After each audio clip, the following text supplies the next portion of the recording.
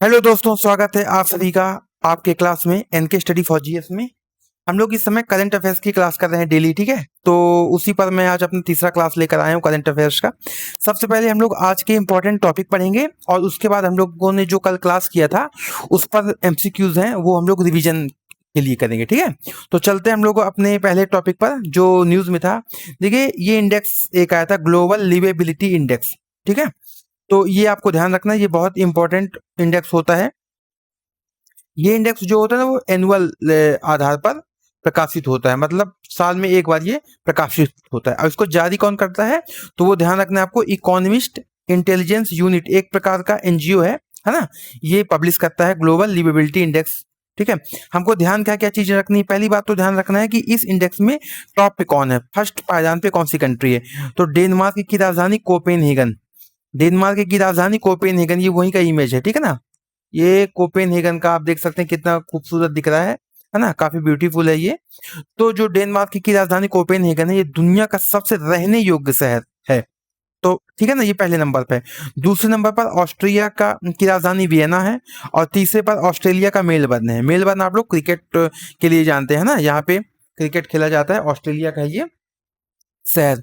तो पहले पायदान पे है कोपेनहेगन, दूसरे पे है वियना और तीसरे पे है ऑस्ट्रेलिया का मेलबर्न। अच्छा, अपने भारत के बारे में भी थोड़ा ध्यान रखना है। तो टॉप 100 में भारत का कोई भी शहर नहीं है, ये बात ध्यान रखना है। टॉप 100 में कोई भी शहर नहीं है हमारे भारत का। हालांकि ये हमारे लिए अच्छी बात नहीं है, लेकिन क्या करें, जो इंडेक्स में है तो एग्जाम के पॉइंट ऑफ व्यू से जरूरी है तो पढ़ना तो पड़ेगा। देखिए, देश की राजधानी जो नई दिल्ली है उसको 120वां रैंक मिला है। उसके बाद मुंबई को 121वां रैंक मिला है, ठीक है।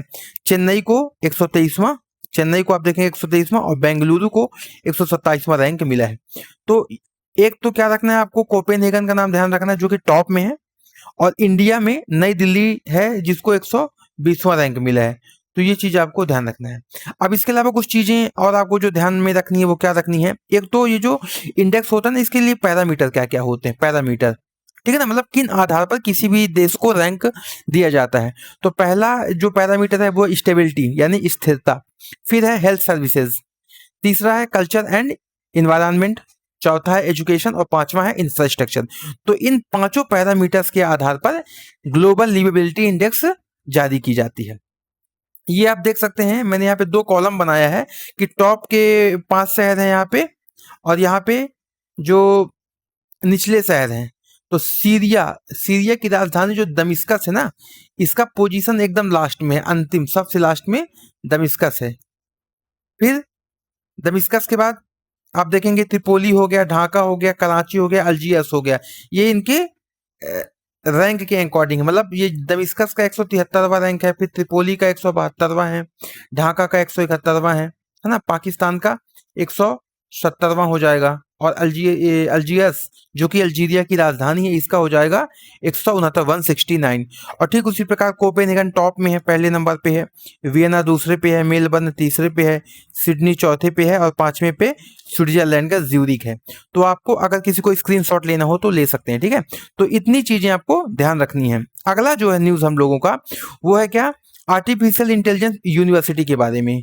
हाल ही में क्या हुआ है, आप यहाँ पे देखेंगे डी के शिव कुमार हैं जो कि कर्नाटक के सीएम है। इन्होंने हाल ही में क्या अनाउंस किया, बेंगलोर में एक समिट हो रहा था, Google connect India, Google connect India summit में ये डी के शिव कुमार जो कि कर्नाटक के सीएम है, इन्होंने अनाउंसमेंट किया है कि भारत का जो पहला सरकारी आर्टिफिशियल इंटेलिजेंस विश्वविद्यालय है वो कर्नाटक के बेंगलुरु में खोला जाएगा। तो एक क्वेश्चन तो आपको यहाँ से ध्यान रखना है, ठीक है। इसका मकसद कर्नाटक को क्या है, एआई नेटिव राज्य बनाना है, ठीक है ना। और ये जो घोषणा की गई है, ये गूगल कनेक्ट इंडिया 2026 समारोह जो कि बेंगलोर में आयोजित हो रहा था, वहां पे ये फैसला लिया गया है। तो आपको ये ध्यान रखना है कि भारत का पहला सरकारी जो आर्टिफिशियल इंटेलिजेंस विश्वविद्यालय है वो बेंगलोर में खोला जाएगा। नेक्स्ट चलते हैं।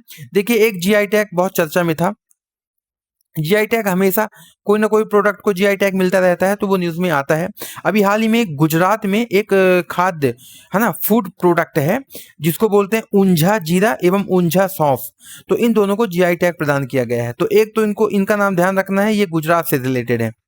अभी तक में टोटल भारत के 882 उत्पाद को जीआई टैग दिया जा चुका है। सर्वाधिक जीआई टैग किस राज्य के प्रोडक्ट को मिला है? तो ये ध्यान रखना है आपको, उत्तर प्रदेश। उत्तर प्रदेश को सर्वाधिक जीआई टैग प्रदान किया गया है। उत्तर प्रदेश के बाद तमिलनाडु का नंबर आता है। तो उत्तर प्रदेश सर्वाधिक जीआई टैग प्राप्त करने वालों में यूपी टॉप में है, देन उसके बाद तमिलनाडु का रैंक आता है। जीआई टैग है क्या? तो जीआई टैग एक प्रकार का बौद्धिक संपदा अधिकार यानी कि आईपीआर है, इंटेलेक्चुअल प्रॉपर्टी राइट है, जो ऐसे उत्पाद या प्रोडक्ट्स को दिया जाता है जिनकी विशिष्ट गुणवत्ता, मतलब उनकी जो क्वालिटी होती है वो स्पेसिफिक होती है और वो कोई विशेष क्षेत्र पर, एरिया में उनका प्रोडक्शन होता है। ठीक है ना। जीआई टैग के अंतर्गत कृषि से जुड़े उत्पादों को, नेचुरल प्रोडक्ट्स को, कोई अगर हस्तशिल्प वाला प्रोडक्ट है या कोई इंडस्ट्रियल प्रोडक्ट है, उनको जीआई टैग दिया जाता है। फिर एक चीज ध्यान रखना है ना कि जीआई टैग सर्वप्रथम दिया किसे गया था? तो दार्जिलिंग चाय को सर्वप्रथम, दार्जिलिंग चाय को सर्वप्रथम जीआई टैग दिया गया था। ठीक है। जीआई टैग के लिए हमारे देश में एक कानून है जिसको बोलते हैं geographical indication of goods registration and protection 1999। ये 1999 वाला कानून आपको जीआई टैग के संदर्भ में ध्यान रखना है। ठीक है। चलते हैं अगले टॉपिक की ओर। एक देखना है मानस एवं महाभारत अध्ययन केंद्र। ये है क्या? देखिए अभी हाल ही में क्या हुआ है, भारत और मध्य एशिया है ना, मध्य एशिया की एक कंट्री है किर्गिस्तान, वहां पे सांस्कृतिक संवाद है ना एवं एकेडमिक जो सहयोग होता है, कॉपरेशन होता है, उनको बढ़ावा देने के लिए मानस एवं महाभारत नामक अंतर्राष्ट्रीय सभ्यता अध्ययन केंद्र का उद्घाटन किया गया है। तो आपको ये ध्यान रखना है किर्गिस्तान के बारे में। ठीक है ना। किर्गिस्तान, किर्गिस्तान की राजधानी क्या है? किर्गिस्तान की राजधानी है बिश्केक। तो ये जो शुरुआत की गई है किर्गिस्तान की राजधानी बिश्केक में की गई है। ठीक है। इसका मकसद क्या है? उद्देश्य इसका यह है कि भारत के जो महाकाव्य, देखिए महाभारत जो है वो भारत का सबसे बड़ा महाकाव्य है, ये ध्यान रखना है। ठीक है। तो भारत का जो महाकाव्य महाभारत है एवं किर्गिस्तान का महाकाव्य मानस के माध्यम से दोनों देशों की जो प्राचीन सभ्यता है ना, जो सिविलाइजेशन है, जो हिस्ट्री है, जो कल्चरल हेरिटेज है, उनको तुलनात्मक अध्ययन को प्रोत्साहित करना है। तो ये चीज आपको ध्यान रखना है। पेपर में आपसे पूछा जा सकता है कि मानस एवं महाभारत अध्ययन केंद्र किन देशों के बीच में प्रारंभ किया गया है? तो आपको भारत और किर्गिस्तान ये ध्यान रखना है। ठीक है। चलते हैं अगले सवाल की, अपने टॉपिक पर। अगला टॉपिक है प्रोजेक्ट फ्रेया। अब ये फ्रेया क्या है? देखिए अभी हाल ही में क्या हुआ है कि यूक्रेन, जो यूरोपियन कंट्री यूक्रेन और रूस के बीच युद्ध काफी पिछले 3-4 साल से चल रहा है और अभी भी वो खत्म हुआ नहीं है। तो यूक्रेन ने 10 पश्चिमी देशों के साथ मिलकर के एक प्रोजेक्ट प्रारंभ किया, प्रोजेक्ट फ्रेया। अब ये है क्या? तो यह एक प्रकार का एंटी बैलिस्टिक मिसाइल रक्षा प्रणाली है। ठीक है ना। क्या है? एंटी बैलिस्टिक मिसाइल रक्षा प्रणाली है ना। और ये करेगा क्या? यह यूरोप को एक इंटीग्रेटेड जो मिसाइल सुरक्षा कवच प्रदान करेगा। इसका जो उद्देश्य है वो है रूस के बैलिस्टिक मिसाइल से खतरों को कम करना। ठीक है। तो ये जितने पॉइंट्स दिए गए हैं प्रोजेक्ट फ्रेया के बारे में आपको ध्यान रखना है ना। जो स्टेट पीसीएस वाले हैं उनको ये, जैसे कोई व्यक्ति अगर यूपी पीसीएस दे रहा होगा तो यहाँ से स्टेटमेंट बेस्ड क्वेश्चन बन सकते हैं। वनडे एग्जाम्स में पूछ सकता है रेलवे वगैरह में या एसएससी में कि प्रोजेक्ट फ्रेया किससे संबंधित है, तो ध्यान रखना है आपको। ठीक है। इस गठबंधन में मोटा मोटी कौन से कंट्री शामिल है? तो डेनमार्क हो गया, फ्रांस हो गया, जर्मनी है, इटली है और ब्रिटेन शामिल है।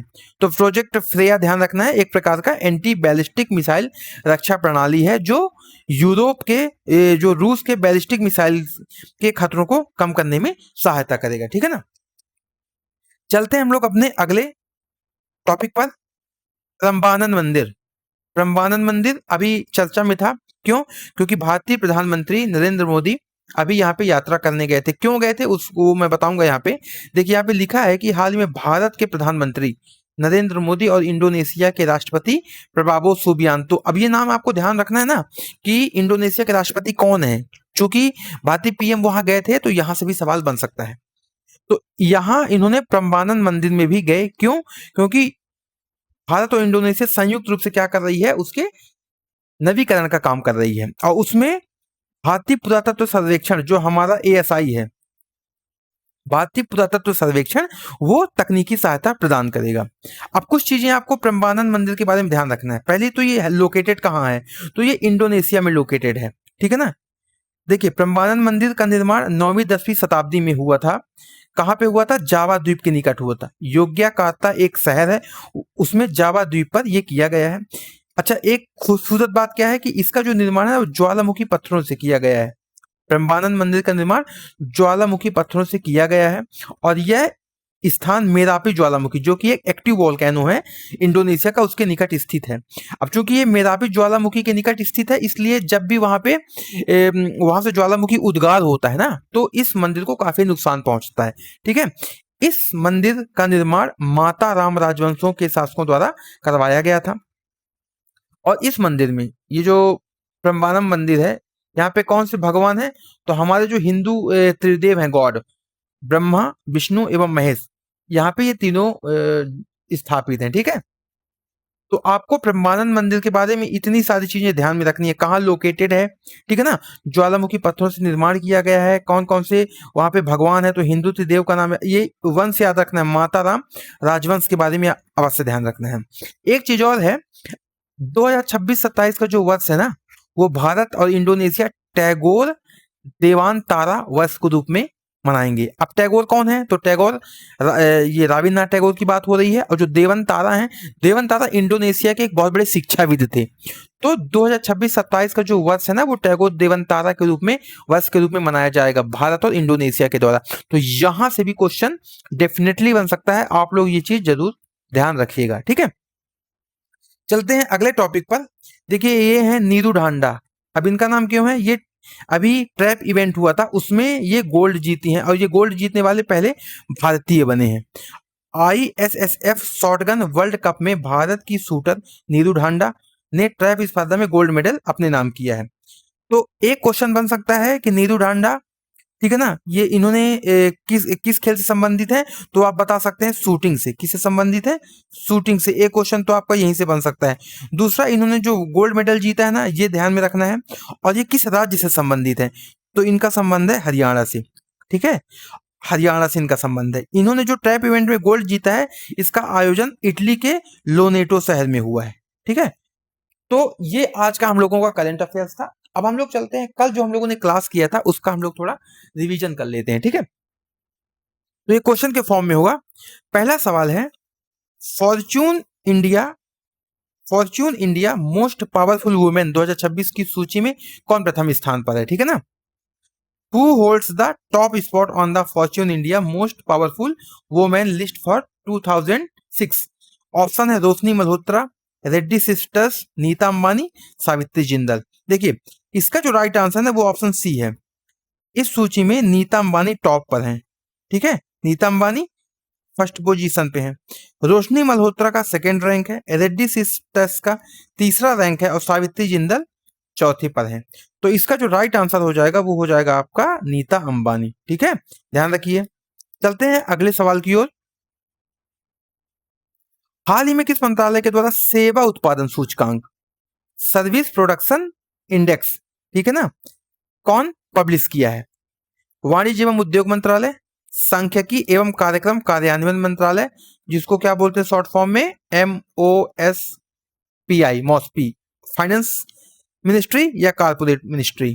तो जो सेवा उत्पादन सूचकांक है, इसको MOSPI यानी कि ministry of statics and programme implementation ने पब्लिश किया है। तो मंत्रालय का नाम आपको ध्यान रखना है। ठीक है, चलते हैं अगले सवाल की ओर। जो सेवा उत्पादन सूचकांक है, यही इंडेक्स ऑफ सर्विस प्रोडक्शन, ठीक है ना, इसके लिए बेस ईयर क्या है, what is the base year? ठीक है, तो ये है आपका 21, 22, 22, 23, 23, 24, 24, 25। कल मैंने आपको बताया था, और ये आपको ध्यान भी रखना है। ठीक है, बेस ईयर आपको 100% ध्यान रखना है, पूछा जा सकता है। ठीक है, तो बेस ईयर जो है इसके लिए 2024-25 है। चलते हैं अगले सवाल की ओर। हाल ही में कोडेक्स एलिमेंटेरियस आयोग ने भारत के किस उत्पाद के लिए वैश्विक कोडेक्स मानक की मंजूरी दी है? बासमती चावल, काजू की गिरी, नारियल उत्पादन, या भारतीय कॉफी। यदि आपको याद हो, है ना, तो मैंने कल हेडलाइन में दिया हुआ था कि काजू की गिरी के लिए कोडेक्स एलिमेंटेरियस ने क्या किया है, जो वैश्विक कोडेक्स मानक होता है उसके लिए मंजूरी दी है। तो काजू की गिरी के लिए मिला है, ये ध्यान रखना है आपको। नेक्स्ट सवाल है, विश्व युवा कौशल दिवस, वर्ल्ड यूथ स्किल डे कब मनाया जाता है? 3 जुलाई को, 4 जुलाई को, 11 जुलाई को, 15 जुलाई को। देखिए, जो 3 जुलाई को है तो 3 जुलाई को मनाया जाता है अंतरराष्ट्रीय अंतरराष्ट्रीय सहकारिता दिवस।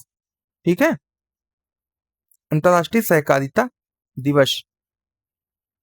जो 4 जुलाई है मनाया जाता है क्या, 4 जुलाई को अंतरराष्ट्रीय प्लास्टिक बैग प्लास्टिक बैग मुक्त दिवस। ठीक है, 11 जुलाई को क्या मनाया जाता है, विश्व जनसंख्या दिवस, वर्ल्ड पॉपुलेशन डे 11 जुलाई को मनाया जाता है। और जो विश्व युवा कौशल दिवस है वो मनाया जाता है 15 जुलाई को। तो ये इसका हो जाएगा राइट आंसर। ठीक है, ऑप्शन डी राइट आंसर हो जाएगा। चलते हैं अगले सवाल की ओर। हाल ही में किन पूर्व भारतीय क्रिकेट खिलाड़ियों को आईसीसी हॉल ऑफ फेम में शामिल किया गया? अभी हाल ही में बिशन सिंह बेदी एवं कपिल देव, सौरव गांगुली एवं अंजुम चोपड़ा, जहीर खान एवं झूलन गोस्वामी, महेंद्र सिंह धोनी। देखिए, बिशन सिंह बेदी एवं कपिल देव को सुनील गावस्कर के साथ सबसे पहले वर्ष 2009 में आईसीसी हॉल ऑफ फेम में शामिल किया गया है। अभी लेटेस्ट में 2026 में सौरव गांगुली एवं अंजुम चोपड़ा को आईसीसी हॉल ऑफ फेम में शामिल किया गया है। ठीक है, महेंद्र सिंह धोनी को वर्ष 2025 में आईसीसी हॉल ऑफ फेम में शामिल किया गया था। तो ये आपको ध्यान रखना है, इसका आंसर हो जाएगा ऑप्शन बी। नेक्स्ट है, ग्लोबल पासपोर्ट इंडेक्स 2026 में किस देश का पासपोर्ट विश्व का सर्वाधिक शक्तिशाली पासपोर्ट है? ये हम लोगों ने कल पढ़ा था। तो ऑप्शन है स्वीडन, स्विट्जरलैंड, फिनलैंड या जर्मनी। तो जो स्वीडन है, तो ग्लोबल पासपोर्ट इंडेक्स 2026 में स्वीडन का पासपोर्ट जो है वो सर्वाधिक शक्तिशाली है। तो स्वीडन टॉप में है, फर्स्ट पायदान पे है, स्विट्जरलैंड है दूसरे नंबर पर, फिनलैंड है तीसरे नंबर पर और जर्मनी का पोजीशन है चौथे नंबर पर। ठीक है, चलते हैं इसके बाद हम लोगों का जो चौथा सवाल है कि ग्लोबल पासपोर्ट इंडेक्स 2026 में भारत का क्या रैंक है? ठीक है, भारत का क्या रैंक है, क्योंकि ये भी बहुत इंपॉर्टेंट है। तो ऑप्शन है 124। देखिए 124 तो पिछले साल था, ठीक है ना, ये था हम लोगों का इसमें 2025 में था। और जो 125वां रैंक है, एक पायदान का हमको नुकसान हुआ है, तो 2026 में भारत का जो रैंक है वो 125 है। तो आपको ये ध्यान रखना है। ठीक है, अगला सवाल है, ये लास्ट सवाल है।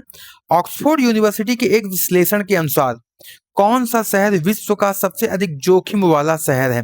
अहमदाबाद, अलबसरा, कराची, ढाका। देखिए, इराक का जो अलबसरा शहर है, इराक का, एक मिनट, इराक का अलबसरा शहर है वो ऑक्सफोर्ड यूनिवर्सिटी के अनुसार विश्व का सबसे अधिक जोखिम वाला शहर है। अहमदाबाद जो है ना वो सेकंड नंबर पर है, सेकंड नंबर पर है। ठीक है, इस सूची में ना जो 50 सूची जारी की गई थी उसमें भारत के 14 शहर शामिल थे, भारत के 14 शहर शामिल थे। तो ये हो गया हम लोगों का रिवीजन क्लास। ठीक है, हम लोग मिलते हैं कल फिर इसी प्रकार कुछ करंट अफेयर्स जो कि एग्जाम पॉइंट ऑफ व्यू से इंपॉर्टेंट होंगे। ठीक है ना, तो यदि आपको वीडियो पसंद आया हो तो चैनल जरूर सब्सक्राइब कर लीजिएगा, एनके स्टडी फॉर जीएस। ठीक है ना, लाइक करिएगा, कमेंट करिएगा। ठीक है, मिलते हैं हम लोग नेक्स्ट क्लास में।